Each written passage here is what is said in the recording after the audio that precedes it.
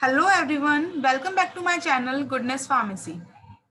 तो आज हम बात करेंगे सीएनएस स्टिमुलेंट्स के बारे में। तो सीएनएस स्टिमुलेंट्स क्या होते हैं? ये वो ड्रग्स हैं जो सेंट्रल नर्वस सिस्टम को स्टिमुलेट कर देते हैं और ब्रेन को एक्टिव कर देते हैं। These are the drugs whose primary action is to stimulate the CNS or to improve the specific brain function. The CNS stimulants mostly produce a generalized action which may at high dose result in conversions. तो CNS stimulants क्या करते हैं? General action देते हैं, लेकिन जब इनको हम हाई डोज में यूज करते हैं तो इससे कन्वर्जेंस भी हो सकते हैं। नेक्स्ट आता है क्लासिफिकेशन। क्लासिफिकेशन में ऐसे 3 टाइप में क्लासिफाई किया गया है। फर्स्ट इज रेस्पिरेटरी स्टिमुलेंट्स, जिसे हम बोलते हैं एनालेप्टिक्स। इसमें ड्रग आती है doxapram and nikethamide. Second is convulsants, strychnine, picrotoxin, bicuculline and pentylenetetrazole. Third is psychostimulants. इसमें ड्रग आते हैं amphetamine, methylphenidate, atomoxetine, modafinil, cocaine and caffeine.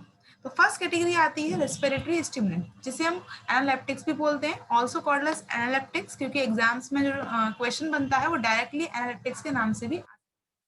These are the drugs stimulate the respiration and are sometimes used to treat respiratory failure. तो respiratory stimulants, जैसे नाम से पता चल रहा है ये क्या होती हैं? ये वो ड्रग्स हैं जो हमारे रेस्पिरेशन को स्टिमुलेट कर देती हैं। मतलब in case of respiratory failure, जब हमारा रेस्पिरेशन प्रॉपर नहीं हो रहा होता है, ब्रीदिंग प्रॉपर नहीं होती है, या फिर रेस्पिरेशन फेल हो जाता है, तो उस केस में हम रेस्पिरेटरी स्टिमुलेंट्स यूज करते हैं जो रेस्पिरेशन को स्टिमुलेट करते हैं। दो, दे में bring about temporary improvement in respiration. तो ये ड्रग्स रहती हैं, ये टेम्परेरी एक्शन भी करती हैं, टेम्परेरी रेस्पिरेशन को इम्प्रूव करती हैं। They have a low safety margin, में प्रोड्यूस अ कन्वर्जेंस।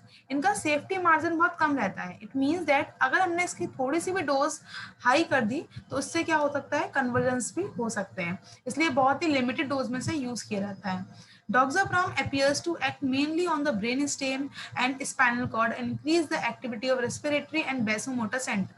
अब डॉक्साप्राम का एक्शन होता कैसे है? हमारे किस पे एक्शन रहता है? ब्रेन स्टेम पे रहता है एंड स्पाइनल कॉर्ड पे। इसे स्टिमुलेट कर देते हैं, जिससे क्या होता है? रेस्पिरेशन को क्या करता है? ये स्टिमुलेट करता है। तो इस तरीके से क्या होता है? रेस्पिरेटरी स्टिमुलेंट्स लाइक डॉक्साप्राम अपना मैकेनिज्म ऑफ एक्शन शो करते हैं। नेक्स्ट आता है adverse effects, nausea, cough, restlessness, hypertension, tachycardia means high BP, arrhythmia, irregular rhythm and convulsions. तो ये इसके एडीआर हैं। नेक्स्ट आता है uses. First is doxapram is occasionally used IV as an analeptic in acute respiratory failure. Generally क्या करते हैं? Acute respiratory failure में यूज किया जाता है, आईवी यूज करते हैं। Second is apnoea. Apnoea means होता है absence of breathing in pre mature infants not responding to theophylline. मतलब इन्फेंट्स जो थियोफाइलिन ड्रग है उससे रिस्पॉन्ड नहीं देते हैं, तो उस केस में डॉक्साप्राम का यूज किया जाता है। ओके, तो ये था रेस्पिरेटरी स्टिमुलेंट्स के बारे में। सेकेंड कैटेगरी आती है psychomotor stimulants. Amphetamine and dextro amphetamine जो है इसकी ड्रग है। Cocaine is CNS stimulants produce euphoria. Most commonly drug इसमें यूज की जाती है वो रहती है कोकेन। तो कोकेन क्या है? सीएनएस स्टिमुलेंट ड्रग है जो यूफोरिया प्रोड्यूस करता है। Methylxanthines, caffeine, theophylline and theobromine are the naturally occurring xanthine alkaloid. एक कैटेगरी आती है मिथाइलजैंथीन, तो उसमें ड्रग्स आती हैं वो रहती हैं caffeine, theophylline and theobromine. Okay, तो ये क्या होते हैं? ये जैंथीन एल्कलॉइड्स होते हैं। बेवरेजेस होते हैं लाइक कॉफी, तो कॉफी में क्या होता है? कैफीन रहता है। T contain theophylline and caffeine, तो टी में थियोफाइलिन एंड कैफीन है, and Coca has caffeine and theobromine. तो ये जितने भी बेवरेजेस होते हैं, कॉफी, टी, कोका, तो इन सब में क्या रहता है? कैफीन, थियोफाइलिन, थियोब्रोमीन ये प्रेजेंट रहते हैं। तो ये क्या करते हैं? हमारे रेस्पिरेटरी स्टिमुलेंट का काम करते हैं, रेस्पिरेशन को स्टिमुलेट करते हैं और सीएनएस को स्टिमुलेट करते हैं। तभी तो जब नींद आती है तो हम जनरली कॉफी और टी को ही प्रेफर करते हैं, क्योंकि क्या करते हैं? ये में हमारे सीएनएस को स्टिमुलेट कर देते हैं। अब इसका फार्माकोलॉजिकल एक्शन देखें तो फर्स्ट आता है सीएनएस पे। Caffeine and theophylline are CNS stimulant, they bring about an increase in mental alertness. का एक्शन कैसे रहता है? हमारे मेंटल मतलब माइंड को अलर्ट कर देते हैं, रिडक्शन ऑफ फैटिग, थकावट को मिटा देते हैं, produce a sense of wellbeing, अच्छी फीलिंग आती है, goodness feeling, and improve motor activity improve करते हैं, and performance with a clear flow of thought. हम प्रॉपर से सोच पाते हैं किसी भी चीज को, तो ये मतलब क्या रहता है? माइंड को अलर्ट कर देते हैं। तो caffeine stimulate the respiratory centre, और क्या करते हैं, रेस्पिरेटरी सेंटर को स्टिमुलेट कर देते हैं।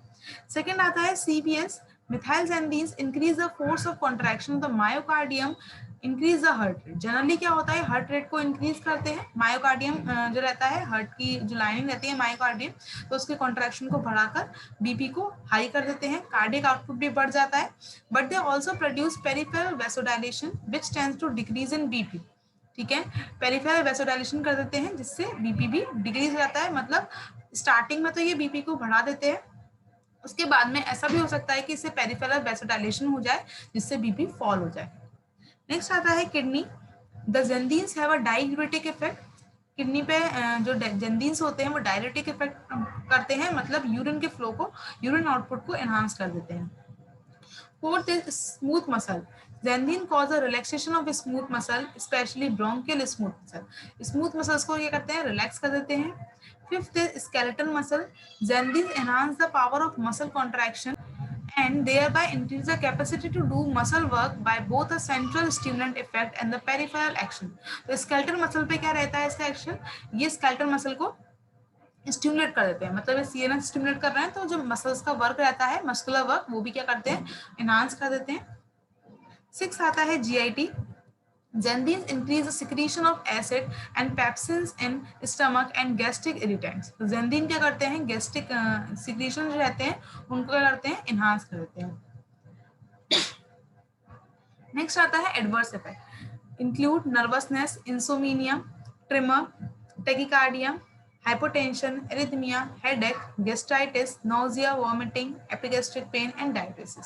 High dose producer conversion. तो ये एडवर्स इफेक्ट्स रहते हैं जो कॉमनली देखे जाते हैं। यूजेस देखें इसका, फर्स्ट से मेनली यूज करते हैं हेडेक में, क्योंकि कैफीन जो है क्या कहता है, because of the effect of the caffeine on cerebral blood vessel, it is combined with ergometrine and for the relief of migraine. क्योंकि कैफीन का जो एक्शन रहता है वो सेरेब्रल ब्लड वेसल, मतलब ब्रेन में जो ब्लड वेसल्स रहती हैं उस पर एक्शन रहता है, इसलिए कैफीन को एर्गोटामाइन के साथ में कंबाइन करके यूज किया जाता है for the treatment of migraine. Migraine के केस में से दोनों को कंबाइंड फॉर्म में दिया जाता है। Caffeine is also combined with aspirin or paracetamol for the treatment of headache। Headache में एस्पिरिन और पैरासीटामोल के साथ भी इसका यूज करते हैं। सेकेंड आता है ब्रोंकियल अस्थमा में, theophylline is used in the treatment of bronchial asthma. Asthma के केस में भी इसे यूज किया जाता है। ठीक है, नेक्स्ट कैटेगरी आती है कन्वर्जेंट।